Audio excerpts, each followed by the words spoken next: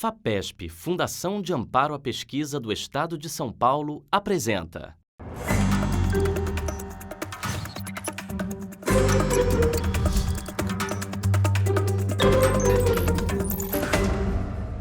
Olá amigas, olá amigos. O canal Futura, ele está apresentando cientistas importantes no Brasil, importantes não só pela sua capacidade, às vezes também pelo tema que escolheram e principalmente, vocês vão ver, pela personalidade, pelo ser humano que está por trás do cientista. A gente vai abordar agora um tema pouco conhecido, mas de extrema importância, os probióticos. Os probióticos são compostos que você pode, ou moléculas, ou subprodutos, que podem ser adicionados ao alimento, fazendo com que ele adquira propriedades terapêuticas. Quem domina essa área é uma das lideranças no país e com uma grande contribuição internacional é a professora Suzana Saadia, que tem um projeto temático, o Biosim, e vai explicar para nós um pouquinho melhor como é que é isso do alimento ficar turbo e nos curar. Com relação aos probióticos, eles são micro-organismos benéficos que auxiliam na saúde dos indivíduos que consomem. Então, a eles são atribuídos diversos efeitos à saúde, principalmente à saúde intestinal, mas também do restante do organismo, sempre associado ao modo de vida saudável. Então, hábitos saudáveis, alimentação saudável, estilo de vida saudável, incluindo esportes, e com isso se consegue uma melhora da saúde global do indivíduo. Você consegue, por exemplo, evitar diarreias e outras doenças mais sérias ainda, principalmente do trato gastrointestinal, mas também, por exemplo, do trato urinário, infecções urinárias, consegue se retardar. E, ao mesmo tempo, tem os prebióticos, que são compostos, até agora eram considerados só os carboidratos não digeríveis, que estimulam os probióticos ou os micro-organismos benéficos no organismo da pessoa. Então, eles fazem parte de uma categoria de alimentos chamados alimentos funcionais, que atuam além da nutrição, eles conferem benefícios adicionais à saúde do indivíduo. Porque, então, o que você está me dizendo, professor, é que nós temos dentro do nosso tubo digestivo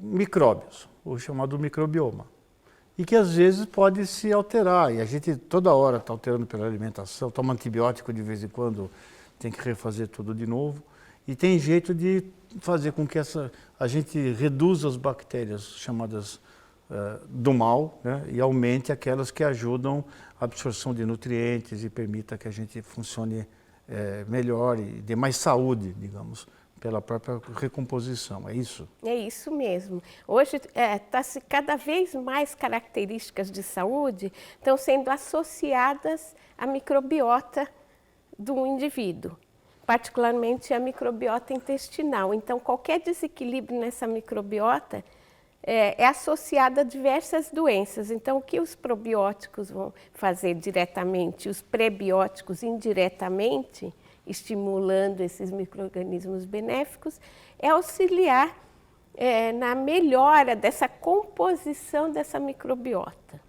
Pois é, então esse conceito é muito interessante, né? Porque a gente sempre associava a dieta saudável, uma dieta, digamos, adequada, a composição e a presença dos alimentos. Mas agora a gente vê também que é preciso recompor essa microbiota intestinal. Quem está vendo a gente agora está querendo saber como é que é isso e como é que eu faço, porque isso não é comum. Dá um exemplo de como isso funciona, como você pode incorporar esse conhecimento na sua prática alimentar diária, por exemplo.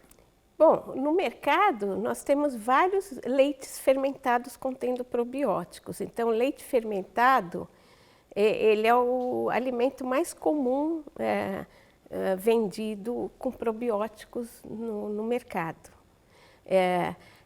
A alimentação em si também auxilia os micro-organismos benéficos que a gente tem na nossa microbiota intestinal. Então, a variedade da dieta também vai ajudar a ter uma maior variedade de micro-organismos nessa microbiota. Entendi. Quer dizer, então, ele funciona, quer dizer, é uma composição, você pode adicionar bactérias ou você pode colocar prebióticos, mas também a própria variedade alimentar auxilia essa diversidade da microbiota, é isso? É isso, é isso. A própria diversidade, desde criança, né? É importante insistir que as crianças pequenas, quando começam a se alimentar que nem adulto, elas vão adquirindo mais ou menos a microbiota que elas vão ter na fase adulta. Então, a diversidade dessa dieta de uma criança, por exemplo, principalmente na fase dos 2 a 3 anos, quando ela vai realmente passando a ter uma alimentação muito variada, é muito importante que a mãe, o pai insistam nessa variedade dessa dieta. E aí que vai se desenvolver o paladar dessa criança. Esse paladar que vai permitir que ela experimente vários tipos de alimento. Então, quanto mais variada essa dieta, incluindo muitas frutas, verduras, melhor também é para essa microbiota. Como é que dentro de uma faculdade de farmácia começou essa história de estudar, digamos, esses medicamentos, digamos, naturais contidos no alimento? Bom, é uma pergunta muito interessante. Durante o meu mestrado e doutorado, eu trabalhei com as bactérias más, patogênicas, né, que causam doenças.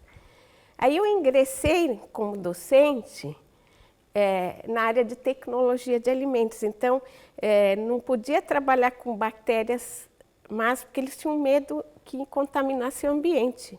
Aí a opção foi trabalhar com essas bactérias boazinhas, que são os probióticos, né? Que em vez de causar um mal à saúde, eles, ao contrário, eles reduzem o risco de doenças. E é uma coisa realmente encantadora. E aí foram surgindo os alunos interessados, tanto em iniciação científica, mestrado, doutorado, se empolgando com essa parte. E aí nós tivemos vários projetos financiados pela FAPESP desde o início, desde 2000, nesse sentido de desenvolver novos alimentos probióticos. Então, a gente trabalhava muito com queijos no início, né? Queijos probióticos. E depois a gente teve vários financiamentos da FAPESP para fazer novos projetos nesse sentido, até que em 2013 a gente iniciou o projeto Biosim, que continuava com essa linha de probióticos, procurando também associar os subprodutos da indústria de alimentos, particularmente subprodutos vegetais, da indústria de frutas e de vegetais. Então, a gente começou a aplicar cascas de frutas, o que vem da indústria, que é considerado resíduo, então é subproduto de frutas, e associar aos probióticos, no sentido de verificar se eles têm algum efeito prebiótico, ou seja, se eles estimulam os micro-organismos probióticos a se multiplicarem tanto no alimento quanto simulando o intestino humano. Puxa, que legal. E eu soube, sim, ouvir que vocês têm dado cobertura, inclusive, para a formação de novas empresas, startups, né? Até com o apoio do projeto PIP da FAPESP. Como é que foi isso? Então, justamente, a gente acaba de ter um PIP aprovado pela FAPESP com uma microempresa que uma jovem empreendedora, ela montou uma indústria pequenininha, uma microempresa, onde ela fabrica kefir. O kefir, o que seria? Seria um alimento probiótico que tem cerca de 12, 14 micro-organismos diferentes, distintos, no produto e tem sido muito associada à melhoria do estado de saúde das pessoas, principalmente a imunidade, melhora bastante a imunidade.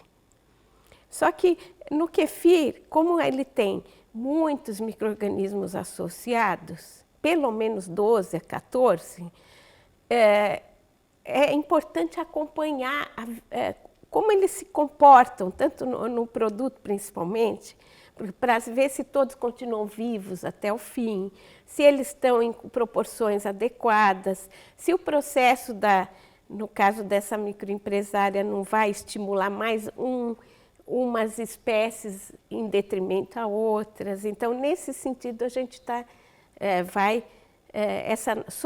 vamos dizer, entre aspas, associação entre a microempresa e a universidade é no sentido de ajudar a microempreendedora a fazer um negócio mais sólido e baseado em evidências. Bom, essa história é super interessante, ela acrescenta uma nova dimensão meio que insuspeitada, né, da alimentação, a necessidade de manter que o conceito de microbioma ele vem se consolidando na medicina relativamente de uns 20 anos para cá, né?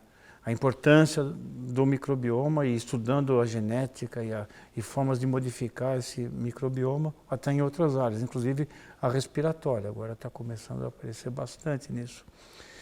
E a gente viu... Até a mental hoje em dia, né? Estão associando muito o eixo cérebro-intestino.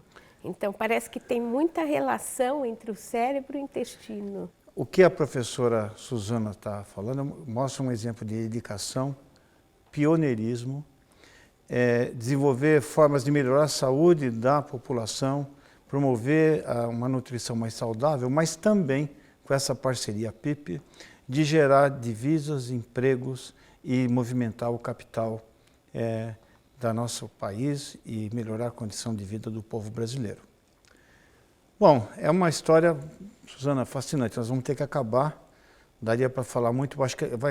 Eu tenho a impressão de que muita gente vai se interessar pelos probióticos ao ver essa matéria. E se você quiser ver essa matéria de novo, ela vai estar no Futura Play. Assim como todas as outras pessoas que passaram ou passarão nesta série. Eu acho que com isso talvez dê para a gente ter um elenco de depoimentos e histórias que vão enriquecer o Brasil e honrar, digamos, as nossas tradições de inovação e principalmente de cidadania. Um abraço e muito obrigado a todos.